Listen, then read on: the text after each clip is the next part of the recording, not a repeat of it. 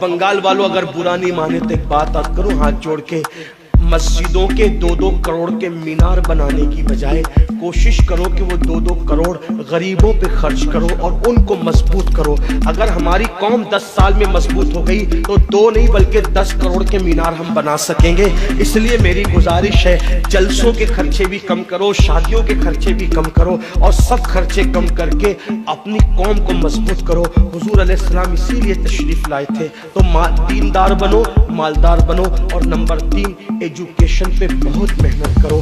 کوئی بھی جاہل نہ رہے، کوئی بھی ان پڑھ نہ رہے، خوب پڑھاؤ اپنے بچوں کو۔ 10ویں 12ویں تک کبھی مت رکنا، بلکہ اپنے بچوں کو IAS بناؤ، IPS بناؤ، ڈاکٹر بناؤ، انجینئر بناؤ۔ ڈاکٹر بھی BUMS والا مت بناؤ بلکہ MD اور اعلیٰ سے اعلیٰ ڈگری دلاؤ۔ اب آپ کہیں گے مولانا پیسے نہیں ہے، میں آپ سے کہتا ہوں ہر سال عید پہ نیا کپڑا نہ بنانا پڑے نہ بناؤ، دھلے ہوئے کپڑوں پہ عید کر لو، لیکن اپنے بچوں کی تعلیم پہ خرچہ کرو۔ اسی طریقے سے کسی اور جگہ پر پیسے لگانے کی بجائے 10 سال اگر ان 3 نکات پر آپ نے محنت کر دی، دیندار بنو، مالدار بنو اور ایجوکیشن کو عام کرو، ہر بندے کو پڑھا لکھا بناؤ۔ آپ کہیں گے مولانا نوکری نہیں ملتی، میں کہتا ہوں ہم نوکری کے لیے نہیں پڑھتے، ہم اچھا انسان بننے کے لیے پڑھتے ہیں۔ اس لیے کہ پڑھے لکھے کی تجارت میں ان پڑھ کی تجارت میں فرق ہے، پڑھے لکھے کی گفتگو میں ان پڑھ کی گفتگو میں فرق ہے، پڑھے لکھے کے اٹھنے بیٹھنے میں ان پڑھ کے اٹھنے بیٹھنے میں فرق ہے۔ دیکھو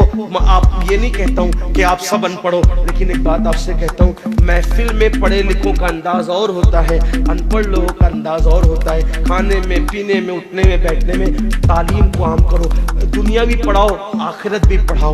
اپنے بچوں کو اتنا علم دو کہ وہ مسلمان رہے، سچے مسلمان رہے، اور اپنی بچیوں کو بھی اتنا علم دو سچی پکی مسلمان رہے، اور اسکول کالج یونیورسٹی میں اعلیٰ سے اعلیٰ تعلیم دلاؤ۔ اور یاد رکھنا غربت کا بہانہ مت بناؤ۔ بیٹیا کی شادی ہوتی ہے تو لاکھوں روپے کہاں سے آتے ہیں، اور آپ سے کہتا ہوں 8 گھنٹے محنت کرنے کی بجائے 16 گھنٹے محنت کرو، محنت میں پیچھے مت ہٹو، اپنے بچوں کو پڑھاؤ۔ صرف 10-12 سال ہندوستان کے تمام مسلمان محنت کر کے اپنے بچوں پہ محنت کر لیں، کوشش کر لیں، کاوش کر لیں، تو دیکھنا نقشہ بدل جائے گا۔ یہ بھی آپ سے کہتا ہوں، ایک بات کہتا ہوں، منع نہیں کر رہا ہوں، اگر مجھ سے غلطی ہو تو میرے علماء اصلاح کریں گے، آپ میری ذات کو دیکھ کے قبول نہیں کرنا۔ باپ کے چہلم پر 40 دیگ پکانے کی بجائے 1 دیگ پکاؤ، ان 40 دیگوں کا خرچہ بچا کر کسی بچے کی تعلیم پر اپنے باپ کے ایصال ثواب کے لیے خرچہ کر دو۔